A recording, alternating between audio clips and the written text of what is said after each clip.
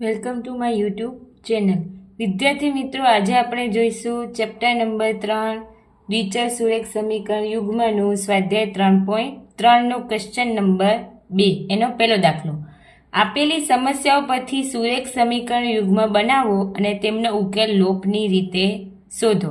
તો અહીંયા આપેલું છે સમસ્યાઓ અને એમાંથી સમીકરણ બનાવી અને પછી એનો ઉકેલ શોધવાનો છે. એક અપૂર્ણાંકના અંશમાં એક ઉમેરતા અને છેદમાંથી એક બાદ કરતા. તો ચલો, ધારો કે અંશ અને છેદ, આપણે અપૂર્ણાંક સંખ્યા કોને કહેવાય? કે જેનો અંશ અને છેદ હોય એને શું કહેવાય? અપૂર્ણાંક સંખ્યા. તો આપણે ધારો કે અંશ બરાબર x અને છેદ બરાબર y. અંશ બરાબર x અને છેદ બરાબર y. હવે શું કીધું છે? અંશમાં એક ઉમેરતા. તો અંશ છે એમાં એક ઉમેરીએ. ચલો, x અંશમાં એક ઉમેરતા અને છેદમાંથી એક બાદ કરતા. તો છેદ શું છે? y માંથી એક બાદ કરતા.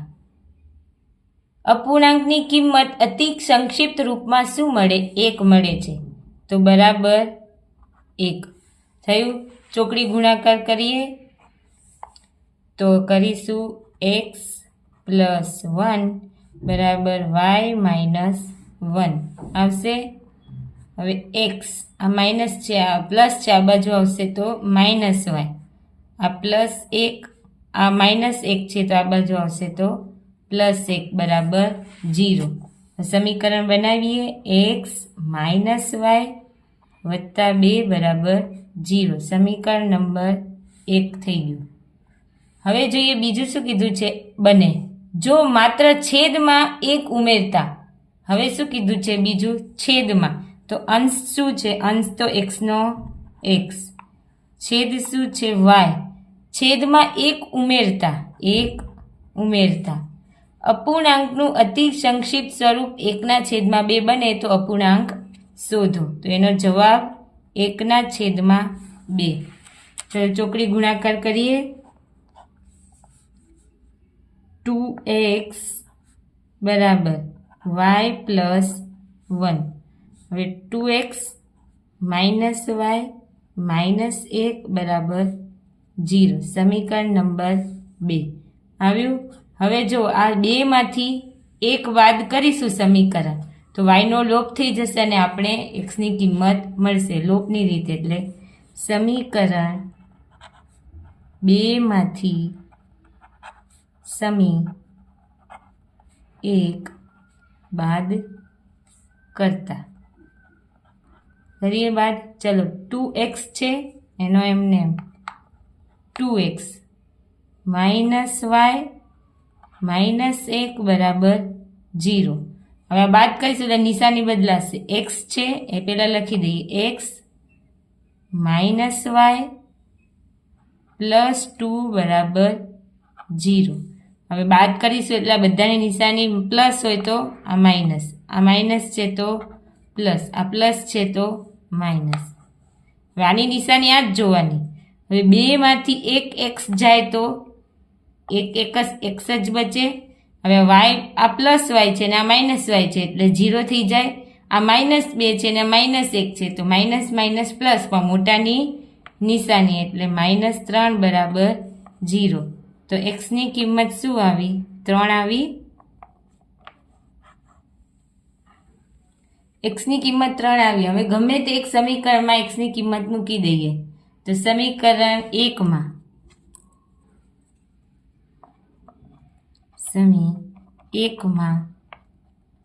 x ની કિંમત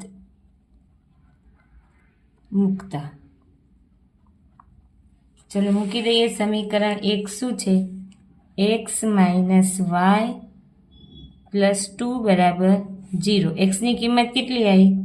3 માઇનસ y પ્લસ 2 બરાબર 0 આવશે. હવે માઇનસ છે આ બાજુ લઈ જઈએ તો એ પ્લસ થઈ જશે. 3 ને 2 5 થશે એટલે y. એટલે y ની કિંમત કેટલી આવી? 5 આવી. y ની કિંમત કેટલી આવી? 5 આવી. હવે આપણે અપૂર્ણાંક શોધવાનું છે. તો પહેલું હતું, ચલો આમાં x+1 અને y-1, x+1 અને y-1. તો શોધીએ અપૂર્ણાંક બરાબર 1 છે. હવે xની કિંમત કેટલી છે? 3 છે. તો 3 + 1 અને yની કિંમત 5 - 1 બરાબર 1. 3 + 1 કેટલા થાય? 4 અને આ 4.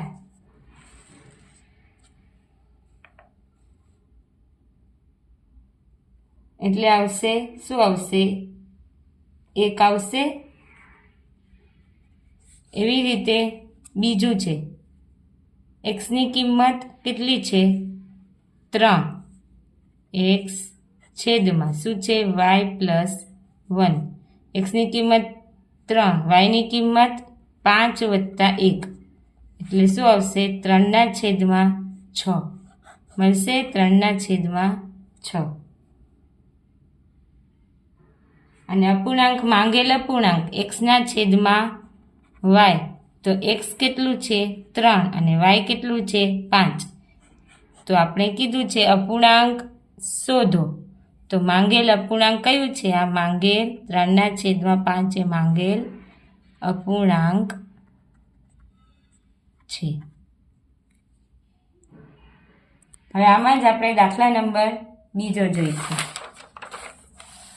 શું છે દાખલા નંબર બીજો? 5 વર્ષ પહેલા, આના પહેલાના સ્વાધ્યાયમાં બી આપણે કર્યું હતું કે 5 વર્ષ પહેલા નૂરુની ઉંમર સોનુની ઉંમરથી 3 ગણી હતી. ચલો પહેલા તો ધારી લઈએ ઉંમર. ધારો કે નૂરુની ઉંમર કેટલી છે? x વર્ષ છે. તો પછી સોનુની ઉંમર કેટલી આવે? સોનુની ઉંમર બરાબર y વર્ષ થયું. હવે શું કીધું છે? 5 વર્ષ પહેલા. પહેલા એટલે કીધું હમણાં તમે 10 વર્ષના છો. 5 વર્ષ પહેલા કેટલી હોય? 5 વર્ષ હોય તમારી ઉંમર. તો એટલે માઇનસ કરાય 5. તો આપણે જોઈએ 5 વર્ષ પહેલા જોઈએ નૂરું 5 વર્ષ પહેલા એટલે x - 5 બરાબર y-5. બંનેની થાય ને 5 વર્ષ પહેલા. 5 વર્ષ પહેલા નૂરુની ઉંમર સોનુની ઉંમરથી 3 ગણી છે. કોની ઉંમરથી? સોનુની. તો સોનુની ઉંમર કઈ છે? y-5 એનાથી 3 ગણી છે. ચલો સમીકરણ x - 5 3y 3 × 5 15. સમીકરણ બનાવીએ. x આ પ્લસ છે, આ બાજુ આવશે સો માઇનસ. -5 આ માઇનસ છે તો +15 બરાબર 0. તો આવશે x - 3y ± પણ મોટા. સમીકરણ નંબર 1.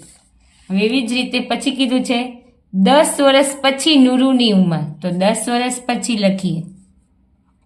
10 વર્ષ પછીની ઉંમર. તો x + 10 થશે બરાબર y+10. 10 વર્ષ પછીની નૂરુની ઉંમર, આ નૂરુની ઉંમર છે એ સોનુની ઉંમરથી 2 ગણી થશે. 2 ગણી એટલે ગુણ્યા 2 આ સોનુની ઉંમરમાં. x + 10 2y + 20. x - 2y - 20 + 10 બરાબર 0. x - 2y આ -10 બરાબર 0 થશે.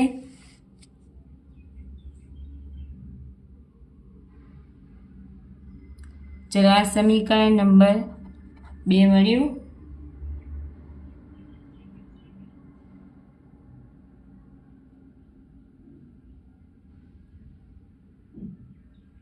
ચલો હવે સમીકરણ 2 માંથી જો આ અહીંયા x એકલો છે, અહીંયા બી x એકલો છે, એટલે સમીકરણ 2 માંથી સમીકરણ 1 બાદ કરતા કરીએ.